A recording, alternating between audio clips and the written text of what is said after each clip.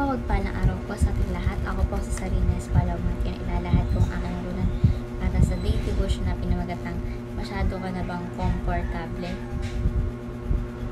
So, ang ating concept is incarnation. Meaning refers to the act of God, the Son, to Jesus Christ, taking on human flesh. So, ang ating scripture is Colossians chapter 2, verse 9, na sinasabi, "For in Christ, all the fullness of the deity lives in bodily form." So, ang ating scripture, ating katuruan is number 1. The incarnation proves Christ's sacrificial love. So, ipinakita ni Jesus ang tunay ng pag-ibig sa pamamagitan ng pagpaparito niya dito sa lupa, di ba? Iniwan niya yung langit at naging tao. Iniwan niya ang langit at naging tao para iligtas tayo. Walang masikip na pag-ibig ni Jesus para kanya. So, the incarnation proves Christ's sacrificial love. Number 2, the incarnation proves Christ's sacrificial giving. So, binigay ni Jesus yung kanyang sarili para sa atin. Hindi lang material na bagay, kundi pati mismo yung sarili niya is binigay niya. Hindi lang siya nagbigay ng tulong, ibinigay niya yung buong buhay niya para sa ating kaligtasan, no, para hindi na tayo magsisi. So, the incarnation proves Christ's sacrificial giving. And lastly, the incarnation proves Christ's sacrificial service. So, si Jesus na Diyos ay naglingkod tulad na isang alipin para sa kabutihan natin.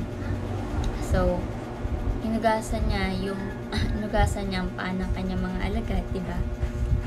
Ayun, isang gawain para lang sa mga tagapaglingkod. So, the incarnation proves Christ's sacrificial service. So, naging katulad tayong mga tao, naging ganito rin si Jesus Christ. Naging alipin din siya. So, bilang application number 1, love Jesus with every fiber of your being. So, alin mo si Jesus Christ ng buong puso, kaluluwa, at syempre buhay, buong pagkatao mo siya. Bigyan natin siya ng oras sa pag-pray, sa pagbabasa ng Bible, sa pagsunod sa kanya sa araw-araw, sa pag-worship sa kanya. So, love Jesus with every fiber of your being. Number 2, lay down your comfort in order to serve. So, huwag ka lang mamuhay ng komportable. Matuto kang maglingkod kahit minsan ay mahirap.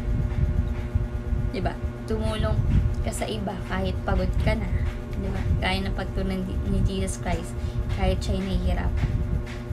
So, lay down your comfort in order to serve. And lastly is, live the sacrificial incarnational life of Jesus. So, mamuhay ka na gaya na ginawa na ating Jesus Christ. May pag-ibig, pagbibigay, pagkapatawad, at syempre paglilingkod. Diba? Maging present sa buhay ng ibang tao. Lalo na yung mga nangailangan ng ating pag-unawa at tulong. So, live the sacrificial incarnational life of Jesus. So, ayun namin ang ako sa daily devotion na matunan kayo. May share sa iba at syempre ma-apply sa ating buhay. Thank you sa pakikinig at kapis po sa ating lahat.